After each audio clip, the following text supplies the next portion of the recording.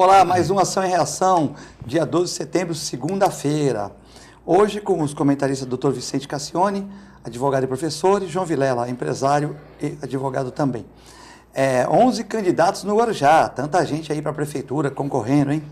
Daqui a 30 anos o aeroporto do Guarujá vai estar funcionando em plenitude. Santos Robin Hood bate o Corinthians em jogo apertado na Vila. O Santos que está acostumado a tirar dos grandes e perder para os pequenos, né? Então, para comentar esses assuntos, boa tarde, doutor Vicente Cassione, tudo bem? Boa tarde, Filete, boa tarde, João, boa tarde, caríssimos telespectadores. Você tem razão. Nós reabilitamos o América, o Internacional, Figueirense, o Curitiba e o Figueirense. 12 pontos perdidos para 4 que estavam em zona de rebaixamento. Poderíamos hoje estar na liderança com 51 pontos ganhos, tá certo? E ontem ganhamos num jogo que qualquer um dos dois podia ganhar, porque aquilo deu sono. Eu cheguei a cochilar no primeiro tempo e a dormir no segundo. Lamentavelmente, o futebol brasileiro nos deixa apenas isso para a gente assistir. E, por outro lado, a Paralimpíada ninguém mostra. Não tem patrocínio, não tem interesse. Um fato que seria o exemplo para um país inteiro.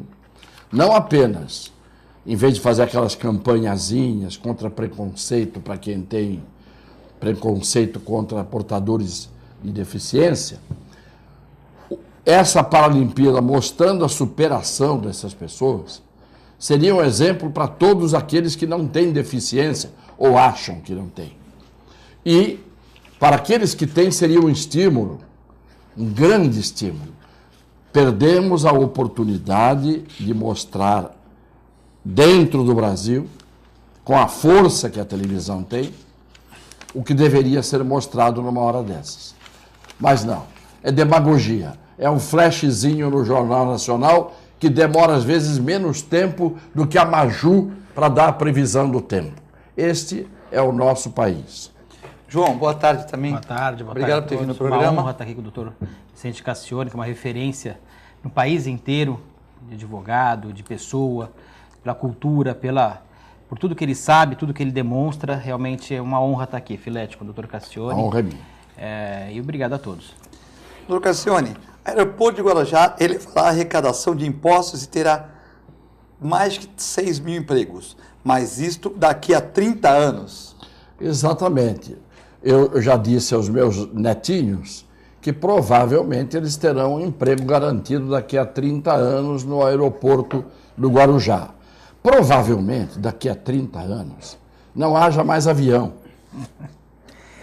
Avião é uma coisa que não havia há 100 anos.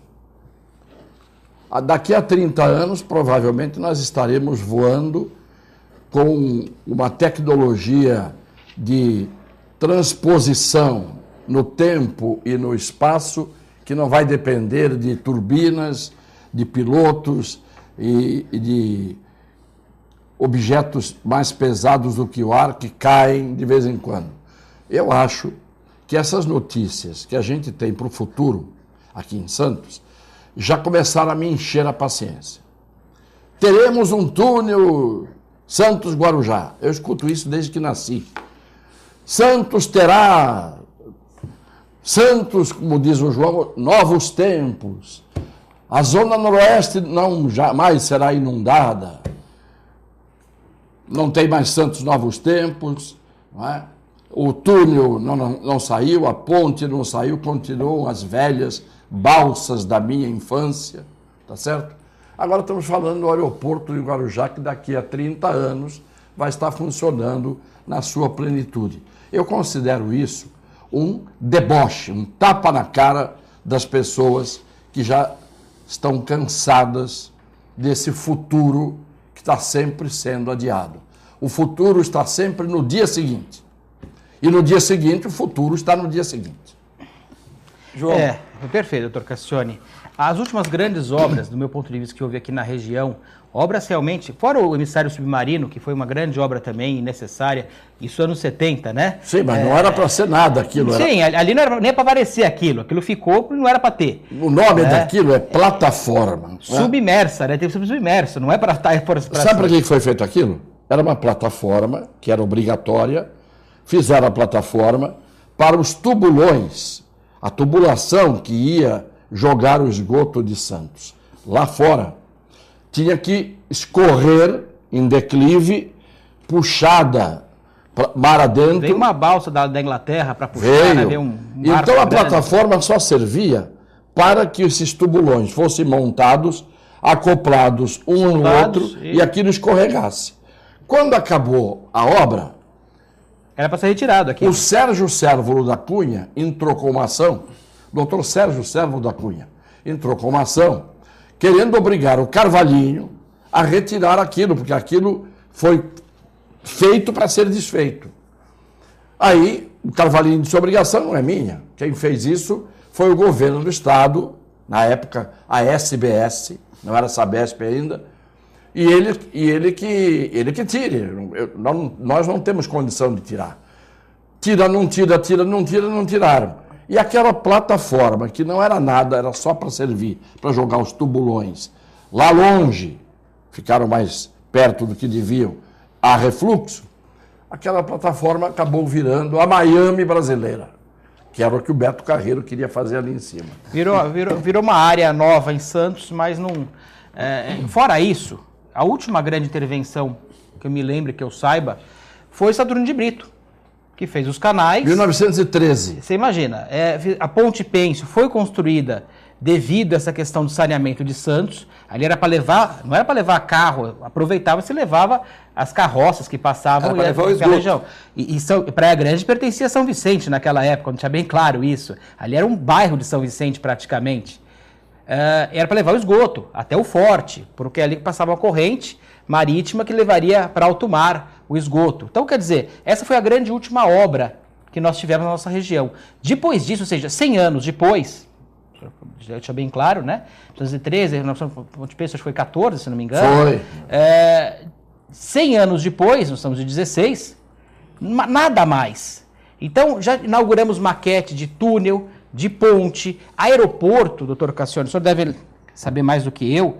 Eu lembro que tinha uma foto do meu avô embarcando num avião da Panam, neste aeroporto, se não me engano, nos anos 50, talvez, não tenho certeza, mas uma foto dele embarcando, porque ele ia uma vez por mês, ele ia ao Rio de Janeiro, que ele tinha negócio no Rio de Janeiro. Então ele pegava e embarcava, pegava a barquinha ali na alfândega e ia até lá. E uma foto bonita, ele com chapéu, o pessoal ia bem alinhado e tal. E já existia essa rota. Nós tínhamos trem. Quem não sabe que Santos teve trem, você podia pegar, ia para Jundiaí, ia para Campinas, de trem daqui. Ou seja, nós já estivemos mais avançados do que nós estamos hoje. Muito mais. A Anchieta era uma referência de obra pelo que nós temos hoje, proporcionalmente ao trânsito que nós temos. E nós não temos mais o trem, infelizmente, que é uma grande perda que nós tivemos. Nós arrancamos os bondes da nossa região, voltou timidamente lá no centro uma questão turística, mas todas as grandes cidades do mundo... Outro retrocesso. Retrocesso. E a alegação na época é que atrapalhava o trânsito. Mas é para tirar o trânsito da rua mesmo, né? Pois é, mas não é essa a função, é justamente ao contrário. A alegação é o contrário do que deveria ser. Ou seja, nós estamos andando para trás e esse aeroporto, sem dúvida, um aeroporto é fundamental na nossa região. Nós somos a única região do estado de São Paulo, com o PIB que nós temos e com a quantidade de pessoas que nós temos, a importância geográfica, política e econômica que nós temos, que não tem um aeroporto. Somos a única região. O que me assusta também é que você, falando em questão de porto, nós somos o maior porto da América Latina e alguns dizem abaixo da linha do Equador não há porto maior, há uma controvérsia, mas da América Latina com toda certeza, do Brasil com toda certeza, 54 atracadouros para navios, 14 quilômetros. Se pensar o Rio de Janeiro com a expansão, tem 13 atracadouros para navio, com a expansão. Então nós temos um porto fantástico, uma região de indústrias em Cubatão que poderia proliferar muito mais e sem um aeroporto, que é algo, como o doutor Vicente colocou, que deveria, há 30 anos atrás, ou até 60 anos atrás, porque se nós pensarmos que o Congonhas tem 81 anos, o aeroporto de Congonhas, e ali em Congonhas não havia nada, né? Ali era o final de São Paulo praticamente, e São Paulo cresceu em torno do aeroporto de Congonhas, e nós não temos, já tivemos o trem, já tivemos o avião, nós já tivemos outros meios de transporte mais eficazes, e era para ter, como o doutor Vicente colocou agora perfeitamente, nós temos a balsa, que é algo extremamente primitivo. Acho que não há no mundo um lugar para tão pouca distância, tantos carros passando, indo e vindo, utilizando um sistema tão precário, que é a balsa. Perigoso, inclusive, poluidor, extremamente poluidor. Mas dá um lucro tremendo para a Dersa. Não sei se dá lucro ou dá prejuízo. Para as pessoas dá prejuízo. Para a Dersa eu não sei, porque a Dersa pode estar tendo um prejuízo, inclusive. Só você fazer o cálculo, pô. Mas aí que está, Filete, você pode ver que tem uma série de coisas que poderiam estar dando muito lucro e só dão prejuízo no Brasil. Bom, mas eu não duvido que dê prejuízo. Né? Então, se der para qualquer uma pessoa, dá lucro. Essa é a regra, não é a exceção. Mas é para você administrar aquilo, você vai ter lucro. Eu acho um absurdo aquilo de qualquer forma. Você está falando, por exemplo, em Anchieta. A Via Anchieta foi inaugurada em 1948. Eu sempre repito isso aqui. 1948. Se você fizer uma conta, nós temos quase 70 anos, 68 anos, mais ou menos, tem a Via Anchieta. Pois até hoje, do pé da serra até a entrada de Santos, as duas pistas que você utiliza são as duas pistas da Anchieta, inaugurada em 1948. Eu tinha 6 anos de idade. Naquele dia, por coincidência, eu vinha descendo com meu pai, minha mãe e meu irmão pela Serra Velha, naqueles ônibus azuis com motorzinho na frente, que era o que dava para descer pela Serra Velha. A gente vinha descendo, eu vinha de Osasco. E do alto da Serra Velha a gente estava vendo a cerimônia de inauguração da Anchieta com aqueles ônibus chamados coaches do Expresso Brasileiro Viação Limitada, né? Que eram ônibus que tinha aquela cara chata, frente chata, o motor atrás arredondado, com um negócio vermelho aqui assim, que estava escrito o nome da aviação, e quando ele brecava, primeiro os freios a ar, fazia né? E aquilo era o moderno absoluto. Hoje, de lá para cá, nós conseguimos, mal e porcamente, 2 pistas da Imigrantes, que não chegaram a Santos. Elas chegam até o meio do caminho. Sendo que, aproveitando, e não adianta, porque a gente já falou muitas vezes, a Ecovias tem que explicar a quem paga 25,20 de pedágio, por que nós somos obrigados a ficar parados nas cabines de pedágio, esperando os que estão na nossa frente comprarem as coisas dos vendedores ambulantes, hoje na base de 8 a 10 em cada cabine. Antes, um pouco, você tem aquele painel luminoso dizendo proibido comércio na rodovia. Você não anda nem 2 quilômetros, chega no pedágio, toda a praça de pedágio está tomada por vendedores que vendem desde suco até automóvel usado, em tudo ali. E você fica parado esperando. Os caras atravessando na frente, com o risco de atropelamento. Aí você passa dali, comboio. Nesta semana, eu filmei, eu tenho aqui filmado, não vou passar aqui isso agora. Comboio sem um metro sequer de neblina em lugar nenhum, de nevoeiro em lugar nenhum. Tudo limpo, visibilidade limpa e o comboio fazendo as pessoas esperarem meia hora para poderem começar a descer a cada meia hora. A Ecovias tem que explicar o motivo desse comboio. Existe algum ajuste financeiro para isso, Cassiano? Não, eu estou desconfiado. Por que existe esse comboio? Assim, muitas vezes é necessário, é importante. Deixa eu perguntar, doutor Cassione, que horas será isso? Então, eu vou dar o detalhe. Né?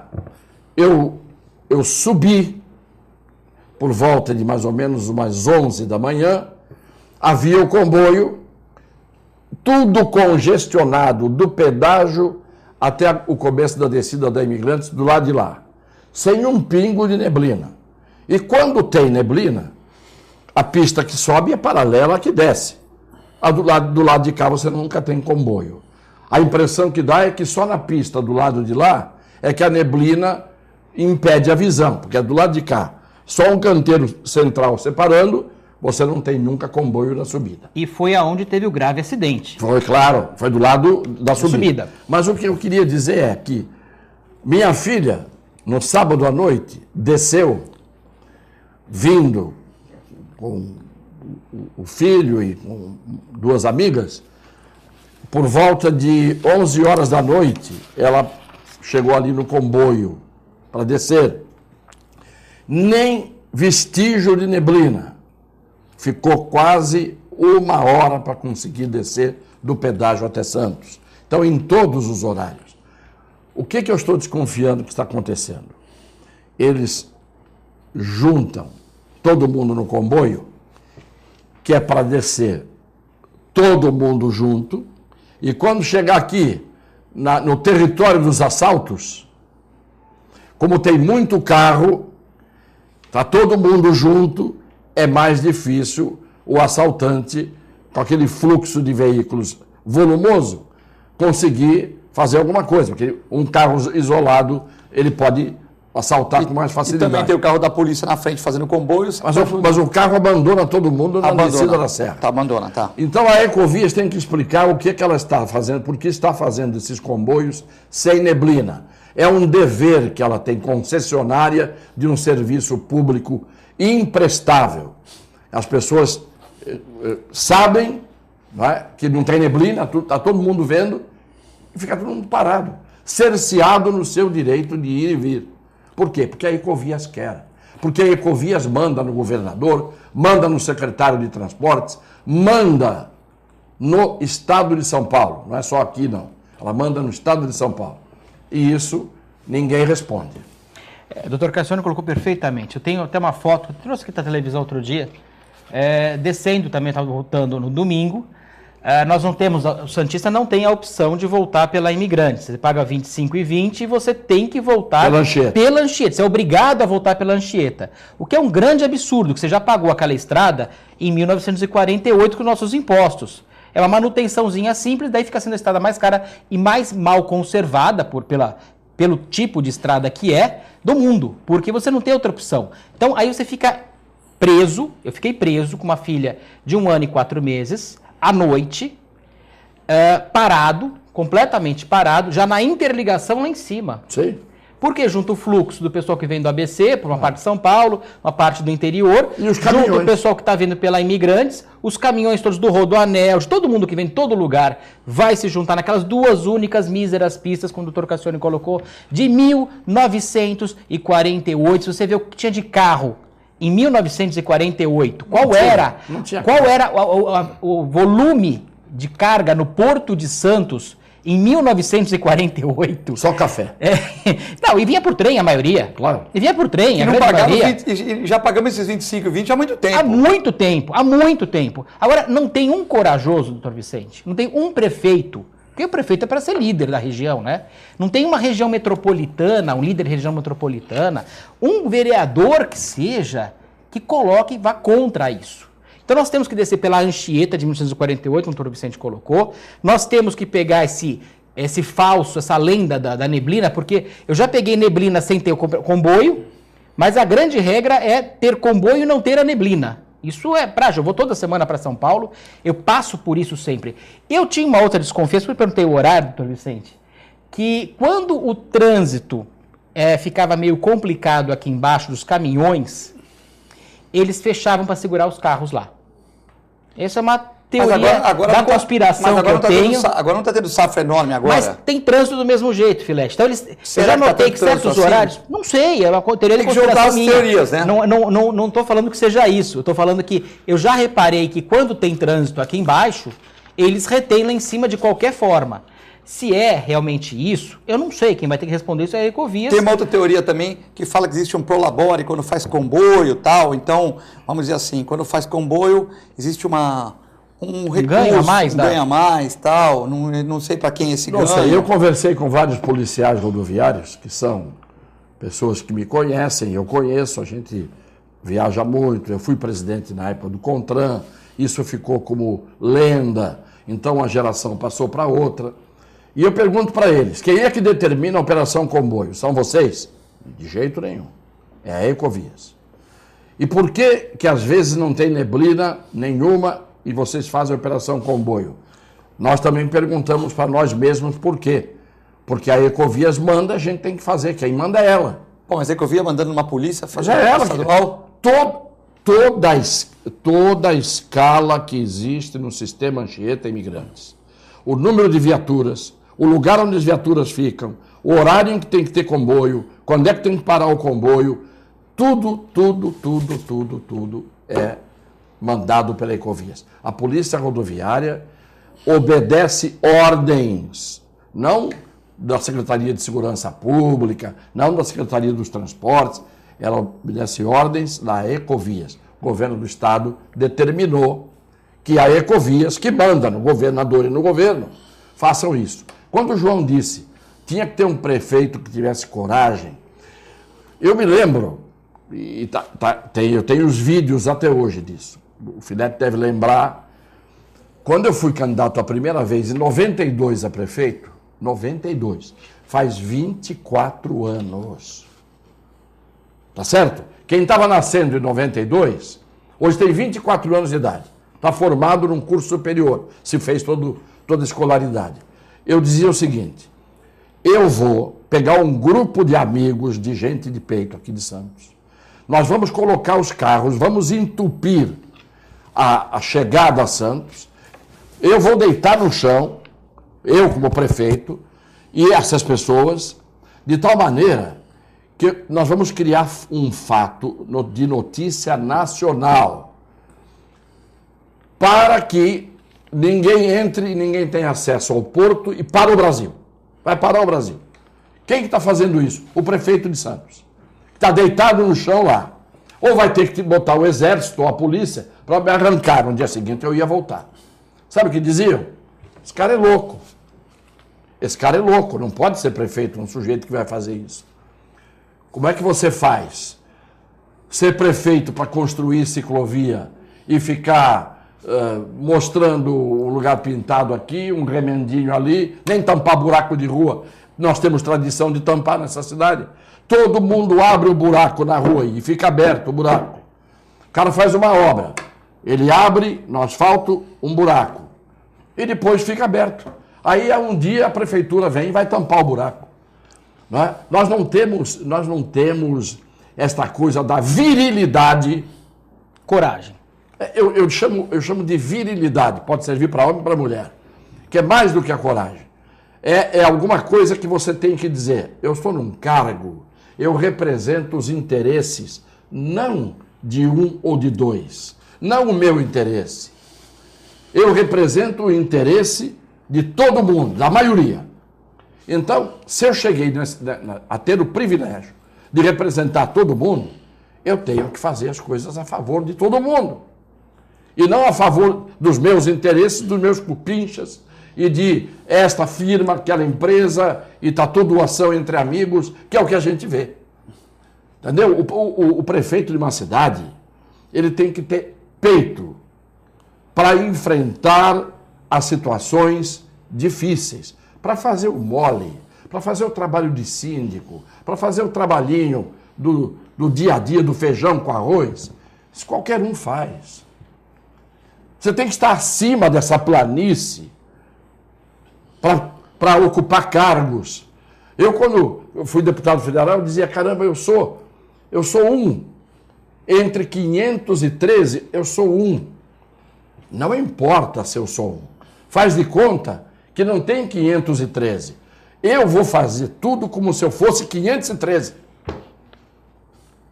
Dando trombada onde tivesse que dar.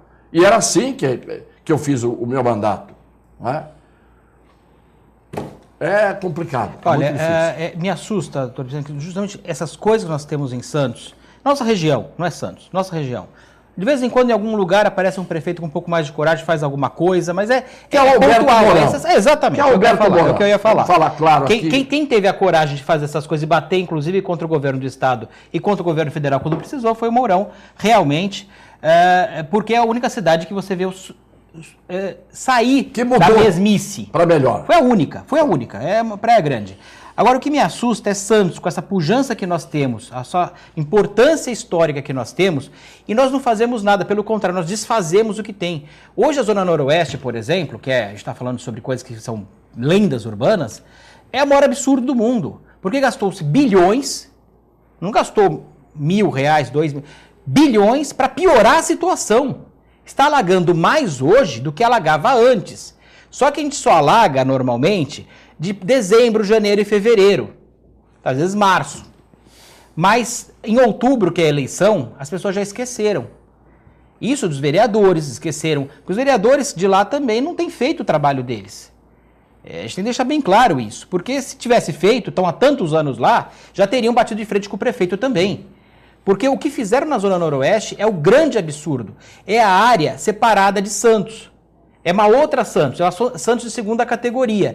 Tanto é que teve essa invasão das ondas na Ponta da Praia. Vocês vão ver primeiro acontecer o Ponto da Praia Novos Tempos do que o Zona Noroeste Novos Tempos. Pode ter certeza disso. Claro, evidente. Nós vamos a um breve intervalo e já voltamos.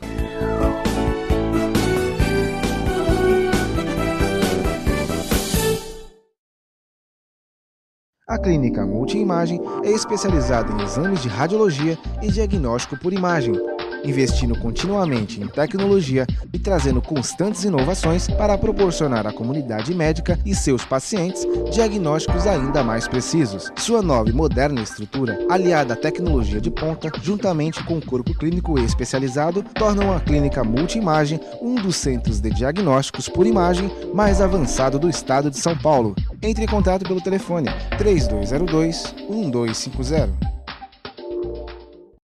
Com o objetivo de atender cada vez melhor, o Plano de Saúde Santa Casa oferece a você e a sua família uma ampla rede de atendimento em Santos, São Vicente, Praia Grande, Cubatão e Guarujá. Além de contar com a melhor equipe médica e multiprofissional do litoral paulista. Plano de Saúde Santa Casa de Santos. O melhor atendimento em plano de saúde. 3226-6200. Sintracomos, 76 anos de lutas e conquistas em prol do trabalhador. Um sindicato forte a serviço do trabalhador. Este é o Sindicato dos Trabalhadores nas Indústrias da Construção Civil, Montagem e Manutenção Industrial e do Mobiliário de Santos, Cubatão, Guarujá, São Vicente, Praia Grande, Mongaguá, Itanhaém, Peruíbe e Bertioga. Associe-se ao Sintracomos e faça parte da nossa família. Administração, Presidente Macaé Marcos Braz de Oliveira.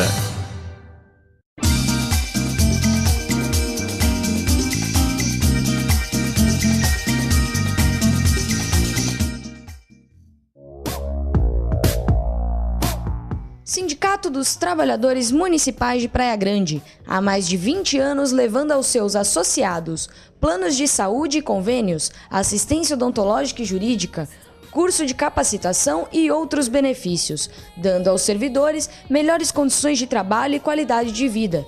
Para mais informações, acesse o site www.sindicatopraiagrande.org.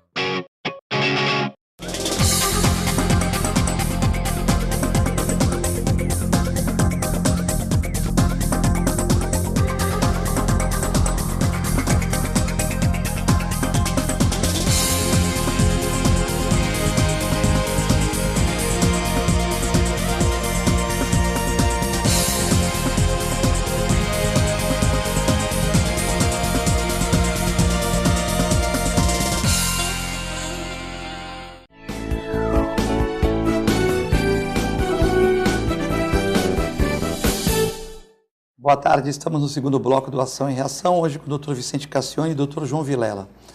Temos ainda alguns assuntos para discutir aqui, muitas pessoas ligando, né? Uriel Vilas Boas, mas vamos primeiro falar sobre esse assunto aqui que é importante. Paciente joga água fria em médico que estava dormindo e é agredido. Então, isso aconteceu em Mongaguá, no pronto-socorro de Agenor Campos. Virou caso de polícia. Um médico estava dormindo, demora do atendimento e um paciente jogou água no médico que revidou com um murro. Isso tudo, a situação chegou a ser contornada com a ajuda dos enfermeiros e da polícia militar. João Vilela, questão do médico pode dormir em trabalho, paciente ficou nervoso, jogou água, o médico revidou com murro. Pois é, o médico pode dormir no trabalho desde que não tenha ninguém para atender. Tem até um quartinho nos lugares, ele faz plantão normalmente. Se era o caso nesse pronto-socorro, eu não sei. Eu sei que existem lugares até para o médico descansar e relaxar, porque a jornada dele me estranha muito, porque o trabalho diz que é 8 horas no máximo, que depois você perde seu rendimento. E no médico parece que não perde, ele fica 24 horas, né? Ele aumenta o rendimento depois das 8 horas, parece. Porque a questão é essa, porque a gente trabalha 8 horas. 24, né? Então, mas por que a gente trabalha 8 horas? Porque diz que passou disso, seu rendimento já cai. É uma coisa biológica, uma questão biológica. No caso do médico, não dá para você deixar o que conta, não sei se quem está com a verdade ou não, mas o que conta é que ele está na terceira vez que aconteceu isso com ele, e os enfermeiros já falaram, não, o médico fica dormindo aí, quando chega em 5 fichas, já vão lá, a gente acorda ele, quando chega nas 5, enquanto não está em 5 fichas, a gente não chama. Não dá. É um absurdo. Não dá, porque sabe, a população ela é muito mal atendida. Eu queria ver se o presidente da República, qualquer que seja, não fosse atendido lá no Einstein, no Sírio, onde for, que fossem atendidos realmente no plano, no SUS, né? Porque SUS é Sistema Único de Saúde, e eu chamaria de SUSTO, né? Para todos, Sistema Único de Saúde para todos, SUSTO, seria um nome mais adequado. Porque a maioria dos casos você leva um susto. Tem algumas ilhas de expressão, alguns pontos bons? Tem, mas a regra é você sofrer com a fila, não ser atendido com descaso. Quando você é bem atendido, você leva até um susto. Fala, nossa, aqui é incrível, fui bem atendido. Agora, a pessoa se revolta.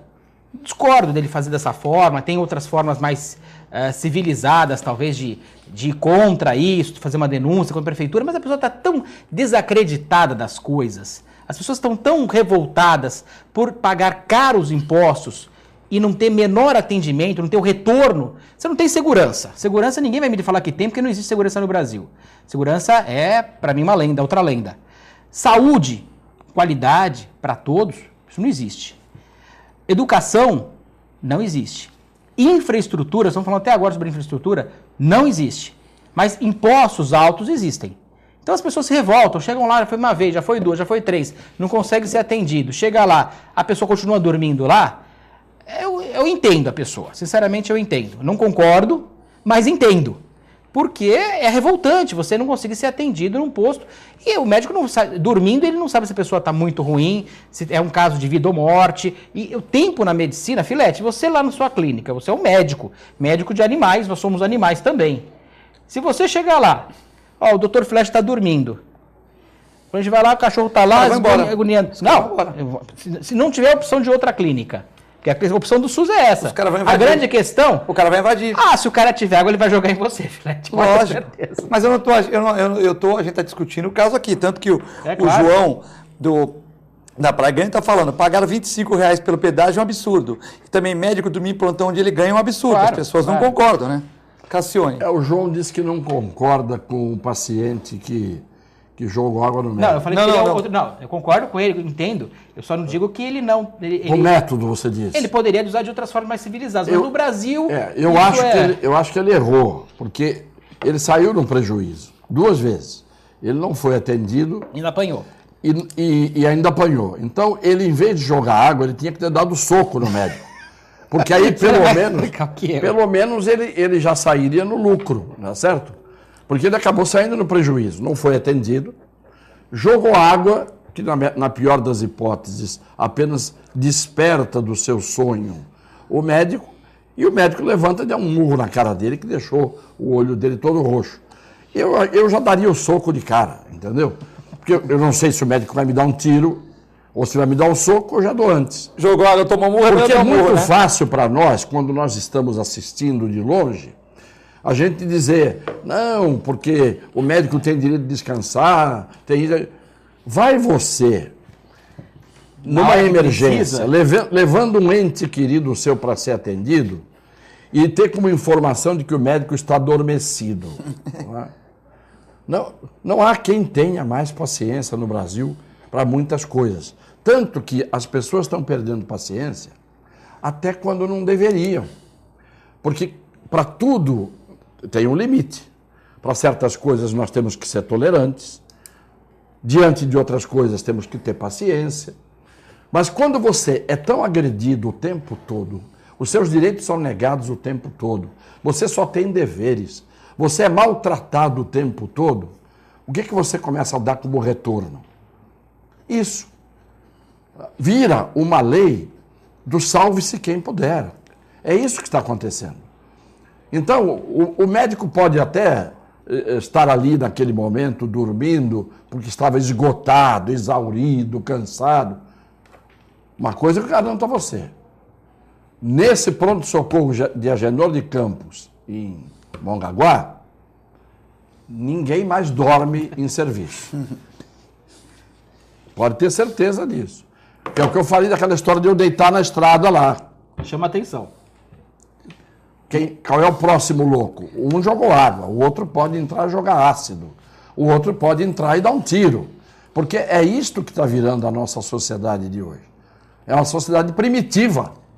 Nós voltamos aos tempos primitivos. Você viu o número de estupros que tem no Brasil? Absurdo. Qual é o país do mundo que tem essa quantidade de estupros? Não vou entrar no mérito da questão, mas é uma sociedade primitiva ou não é uma sociedade primitiva? Porque não é só o homem estuprador. E as mulheres que atacam? E as mulheres que vão em cima? E as mulheres que se oferecem? Que não tem nada a ver com as mulheres que são estupradas, que não têm que ser estupradas nunca. Mas também não estamos vivendo um tempo em que uma parte das mulheres simplesmente se solta e vai pro tudo ou nada? Também não é normal isso. Quer dizer, de um lado, aumentou o número de estupradores, o que é uma coisa tristíssima, e de outro lado, aumentou o número de mulheres que não se dão ao respeito e não têm dignidade. E o que acaba acontecendo é que nesse bolo todo, mulheres normais são vítimas de homens anormais, que se tornaram anormais cada vez mais, porque nós vivemos numa sociedade cada vez mais anormal. A nossa sociedade, em todos os lugares você vê isso. É no trânsito, é na relação do trabalho, são as pessoas que não se cumprimentam, que não agradecem, não pedem licença. Quer dizer, há uma espécie de ódio no ar. Há uma espécie de malquerença no ar. Não é? Falta de respeito pelo próximo. Então, e o próximo, na verdade, também não te respeita. E aí vira isso, vira o que a gente está vendo. Não pode dizer, ninguém pode dizer que a situação está sob controle. Não, a situação está descontrolada. Isso é indiscutível. Mas há otimistas que continuam dizendo que está tudo bem e ainda não vai melhorar e que nós somos pessimistas. Eu digo o seguinte, outro dia eu vi que realmente há brasileiros estudando, trabalhando e fazendo avanços na parte tecnológica, na parte do desenvolvimento, do progresso. Há brasileiros fazendo isso. Há uma geração estudando. Há uma geração que está fazendo isso. Mas isso não é a regra. Isto não é a regra. É como se você pegar agora os Paralímpicos. A regra não é o sujeito bater o recorde mundial nadando com um braço só. Essa não é a regra. A regra é o deficiente físico não ter sequer, às vezes, acesso a qualquer lugar porque não tem rampa para ele, porque não tem o espaço para ele, não tem o elevador para ele, não tem o sanitário público para ele. Essa é a regra. Então nós vamos falar da minoria que tem escola, tem faculdade, que tem pesquisa, que tem excelência. Isso é uma minoria num país de 200 milhões de habitantes. A maioria, 50% no mínimo, desses 200 milhões, está abaixo da linha de tudo. Fala dos nossos apoiadores agora. Um abraço pessoal da Ozan. Ligue para 3228-8000 e faça como o Augusto Capô de Casa aqui na TV Com. Ozan para todo mundo. Faça com mais de 500 mil pessoas da região. Tem Ozan. www.ozan.com.br. Plano de assistência familiar. Também mandar um abraço pessoal do Boqueirão Express Grill, Rua Lobo Viana 89, ao lado da Unisanta. Pratos maravilhosos, das 11 às 4 da tarde. Ao lado da Unisanta, em frente ao Super Cena Boqueirão. Mandar um abraço para o Nelson, que é São Paulino, está contente com São Paulo saiu do sufoco, ganhando de 3-1 do Figueirense em casa, fez a lição de casa. Primeira vitória do novo treinador do São Paulo. E o Nelson, e o Paulo, que está chateado com a derrota do Santos por 2-1 na Vila Belmiro ontem, num jogo que podia dar para um ou para outro, né? Derrota do Santos, não. Derrota do Corinthians, desculpa. Derrota do Corinthians por 2-1 aqui na Vila Belmiro, né? Bom, então um abraço pro pessoal do Boqueirão Express Grill. Também muita gente mandando perguntas aqui. O Brito do Setaporte, o programa está ótimo. Tem empresa do Grupo Ecovias, que há 2 anos e meio vem demitindo na área portuária. E demissões em massa com muitos problemas trabalhistas, Cassione. A Ecovias é um câncer. É um câncer. Dentro da infraestrutura brasileira, a Ecovias é um câncer. Tem gente que viaja uma vez ou outra, num dia de sol, pelo sistema Anchieta Imigrantes, para fazer um veraneio em Campos de Jordão, ou para ir uma vez ou outra num dia de menos movimento, num feriado ao contrário, em que todo mundo desce, o sujeito sobe para ir para São Paulo, para ir no Jardim Zoológico ou no shopping. Simba Safari. Simba Safari. Aí acha que o sistema é maravilhoso. Pega todo dia o sistema. Se ele pegar o contrafluxo, é ótimo, né? Pega todo dia o sistema. Quem vai semanalmente para São Paulo, como é o meu caso, como o João acabou de dizer que faz, pega todo dia o sistema para você ver se você não fica absolutamente revoltado com a Ecovias. A Ecovias é um câncer que o governo do Estado não remove. Por quê? Porque quem manda no governo do Estado, entre outras forças não ocultas, uma delas é a Ecovias. João. Assusta, né, a situação que nós ficamos reféns desses casos. Eu sou um revoltado padrão contra a Ecovias por causa dessas coisas. O Cassiano colocou uma coisa que também me assusta toda vez que eu vejo que é proibido vender as quinquilharias, o comércio de comida na estrada ali, aquela questão toda. E aí você anda realmente mais 1 quilômetro, 2, você vê o pessoal ali vendendo. Dá a impressão que proibido no Brasil, nós temos que pensar bem essa palavra proibido. O doutor Cassione é um advogado com 50 anos de experiência, é isso, doutor Cassione? Já fiz 50 de carreira. Parece que essa palavra proibido é algo que se tornou faça, né? Quando você vê a palavra proibido, fala, não é proibido, é liberado. Porque é o que acontece no Brasil. Tudo que é proibido parece que tem mais força. Então, tanta coisa é proibida. Eu estava lendo hoje um livro constitucional de manhã. Eu, de vez em quando, dou uma lidinha, eu gosto da parte de Constituição, as coisas que eu mais gosto da Constituição. E existem alguns pontos na nossa Constituição que são morais, vamos dizer assim. O salário mínimo que dá para atender, a igualdade, a liberdade. Tem uma série de coisas ali, questões, palavras colocadas como uma meta, talvez, a ser seguida. Mas que não são reais e não vão ser reais tão cedo. Então, é o que eu vejo. Nós temos hoje uma dificuldade da livre iniciativa. Tem uma série de coisas na nossa Constituição que deveria ser estudada, que acho que um dos grandes problemas que nós temos é pelo aluno do 2º grau, tinha que sair sabendo a nossa Constituição, nossas regras, nossas leis. Talvez por isso muita gente não saiba quais são nossas regras, nossas leis. Porque muitos saem do 2º grau sem saber direito ler e escrever. Ler e escrever. Não, muitos chegam na faculdade de Direito sem saber ler e escrever. Claro. Então, é assustador. Mas isso é fundamental. Porque daí nós começamos a fazer uma safra de políticos ruins e nós não sabemos de onde que vem. Vem disso também. Vem da falta de educação, falta de civilidade, falta de conhecimento, falta de informação, falta de família, falta de religião, falta de uma série de coisas que vão compor um país melhor ou um país pior. E nós estamos cada vez mais construindo um país pior. É isso que me assusta. Então você vê uma campanha política como a de hoje, que tem 1000 pessoas para entrar como candidato a vereador, e a maioria não tem condições. Tinha que ter feito uma prova antes. Essa pessoa tem condições de entrar. E o que é pior, João, de saber ser bom amigo, ser bom conhecido. Você tem absoluta razão. Hoje você está inspirado. Mais do que normalmente. Porque você está indo nos pontos. Campanha eleitoral agora. Primeiro, é uma campanha eleitoral em que a base da campanha é o ocultismo. Sim. Isto é, escondam os candidatos que concorrem às eleições, porque eles não podem aparecer.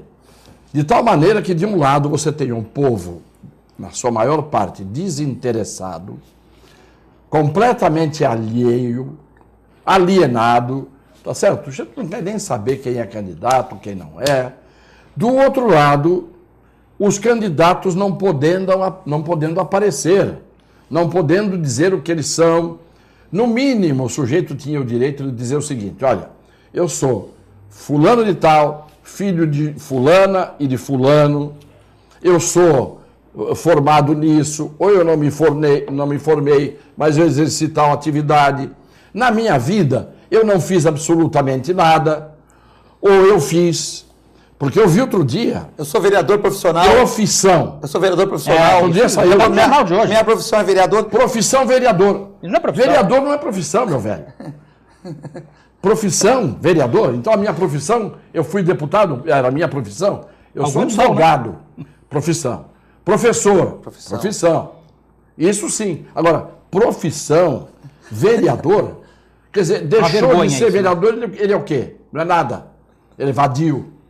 Sim, porque quem não tem profissão, enquanto tem mandato é vereador, é profissão. Deixou de ser vereador, é vadio. Ele está vereador, ele não é vereador. Ora, ele está vereador, não é isso? Então, exatamente isso, Filete. Então as pessoas tinham que começar a parar para pensar, porque o raciocínio que eu tenho percebido nas ruas, que eu tenho dado umas voltas aí, o raciocínio é o seguinte: eu não quero nem saber de eleição e não vou votar em ninguém.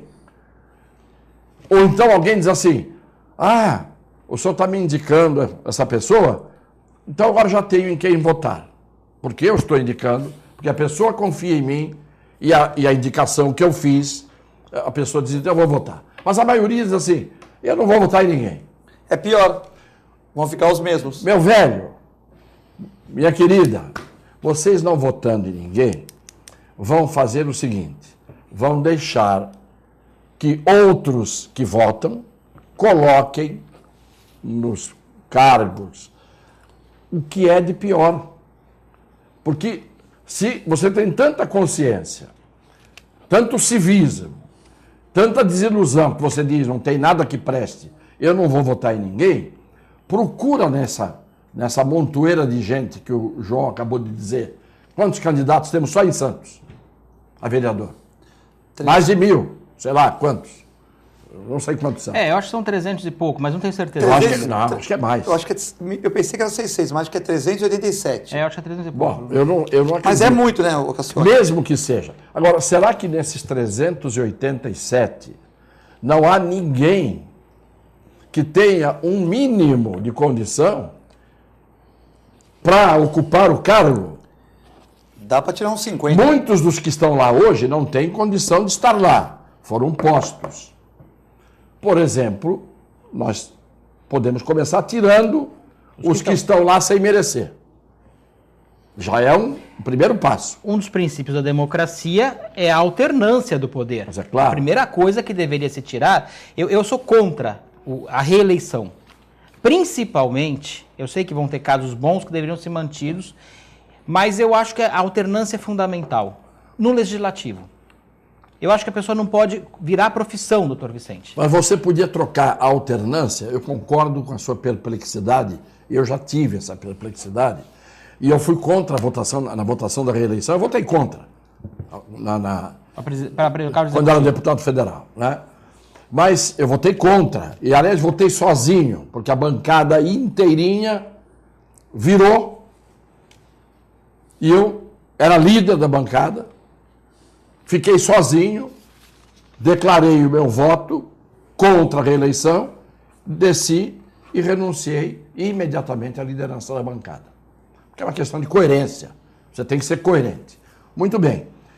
Você falou alternância do poder. Eu acho que o que tinha que existir era o recall. Que isso é a alternativa para essa alternância do poder. Isto é, deu problema, quem troca. é o sujeito que está mostrando que não tem condição? Esse sai. E sai antes de cumprir o mandato. Por que você vai deixar o sujeito cumprir o mandato de 4 anos, se ele já mostrou no primeiro ano que ele é um zero à esquerda? Mas, doutor Vicente, Nós não temos deputado disso, federal que criou Santos Novos Tempos.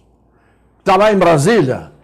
Pega o ano inteiro, o mandato inteiro dele até agora e vê o que foi feito. O recall eu acho importante, mas a entrada, nós temos que ter meritocracia nas coisas. Não dá para você... Hoje você, para entrar na faculdade, você tem que fazer o Enem, você tem que fazer um vestibular. Para você entrar em qualquer cargo público, pelo menos os cargos de concursado, você tem que prestar um concurso e provas de títulos, ver se tem condições. Eu sou muito a favor da prévia, mas uma prévia séria entre os partidos. Se o cargo é do partido, já foi definido que o cargo é do partido. O partido tem responsabilidade sobre isso. Ah, é só seu para coisa boa, se for ruim não é seu. Não, tem que ter uma prévia. E aquelas pessoas, eu quero ser candidato. Então tudo bem, nós vamos prestar um concurso, uma prova. Vai ser uma função pública das mais importantes. Ele não vai ter que fiscalizar o poder executivo. Ele não vai ter que conhecer de contas para saber se ele pode ou não pode fazer aquilo ou não pode, se o poder executivo pode fazer aquelas coisas. Ele não vai ter que ter conhecimento de como fazer uma lei, se aquilo é constitucional, se é inconstitucional, se ele tem condições de fazer aquela lei, se é possível, se é viável. Porque não ficam esses Frankensteins aí que nós temos na nossa cidade, que são incríveis, que você quer fazer a lei só para dizer que fez lei. Então você começa a encontrar o dia do xixi, aqueles dias que a gente sabe tudo mais, dia do aí, saci. aquelas comendas, aquelas condecorações para uma pessoa para outra, gastando uma fortuna, pessoas irrelevantes muitas vezes para nossa região, sendo condecoradas como se fosse uma grande coisa, porque quer puxar o saco por algum motivo qualquer que a gente nem sabe qual que é, mas a gente desconfia. Agora, tem que ter uma prévia antes. E aí sim, estão aqueles que passaram nessa prévia, foram peneirados, não precisa ser advogado não, doutor Vicente, acho que Claro pessoa, que não. de forma alguma, tem as pessoas do povo com condições de saber como que funciona aquilo. É um trabalho que você vai exercer naquele período, uma atividade, não é nem trabalho, é uma atividade que você vai exercer. E aí sim, aí tem tempo para cada um deles poder se explicar, olha, eu sou engenheiro, eu sou funcionário público, eu sou gari, mas eu fiz isso, minha comunidade eu fiz aquilo lá, minha vida é probo, eu sou probo, eu tenho realmente condições de honestidade de fazer. Se você faz esse caminho, a chance, não é que vai ser 100% de certeza, de forma alguma, mas a chance é muito maior. E aí você escolher as pessoas certas. E o voto tem que ser facultativo. Não pode ser obrigatório, não pode ser um dever. Porque a pessoa que vai votar se quiser, ela pode votar nulo ou votar em branco, por que ela tem que ir lá até lá a cabine de votação? Cadê a liberdade das pessoas de poder falar, não, eu não quero votar em ninguém, ou eu vou votar com vontade, eu pesquisei sobre as pessoas, eu quero saber como é que é. Eu acho que nós temos que mudar muita coisa no Brasil para começar entrar por baixo ainda falta muita coisa, e eu acho que a grande reforma que nós temos que mudar no Brasil é a reforma política, sem dúvida, que é a caixa de entrada desses problemas todos, reforma fiscal, sem dúvida nenhuma, reforma trabalhista, sem dúvida nenhuma, são muitas reformas que a nossa casa está em pandarecos, que é o nosso país. Uriel Vilas Boas mandou um abraço pro programa. O Paulo Bonavides, vendo com o Sérgio Bonavides também, concorda que o problema da Ecovias está muito ruim. José Ibirai Morrenzo, do Jornal Vicentino, também audiência aí, Guto Brito. E o Uriel pergunta, Cassione, quando é que vamos ter a Santos dos velhos tempos, onde a sociedade civil e as ONGs agora discutiam a região? Bom, em primeiro lugar, é muito difícil você ter a Santos dos velhos tempos, e a sua ideia é inteligente, porque você precisaria ressuscitar as pessoas que fizeram a Santos dos tempos atuais delas, que faziam o presente virar futuro. Porque quando eu nasci, os canais de Santos já existiam. Por quê? Porque alguém fez no seu presente, que era o Saturnino de Brito, algo que durou para o futuro. O futuro é esse, que permanece. O futuro não é alguma coisa que a gente fica esperando acontecer lá na frente. O futuro você faz a cada dia. E hoje nós temos o cada dia servindo para desfazer o que está feito. Então, em vez de nós andarmos para o futuro, nem para o passado nós estamos andando. Porque se nós andássemos para o passado e tivéssemos bondes, se nós tivéssemos trens, se nós tivéssemos balsas funcionando como deveriam ser, porque no passado você tinha pouco carro, a balsa era até um lazer. Balsa sem fila. Não é? Então, se você andasse para o passado, ainda seria um avanço para o futuro, de certa maneira, hoje. Porque tiraram do presente, de cada tempo, o que havia como legado para o futuro. Volto a dizer, santos velhos tempos, hoje está na memória de quem viveu.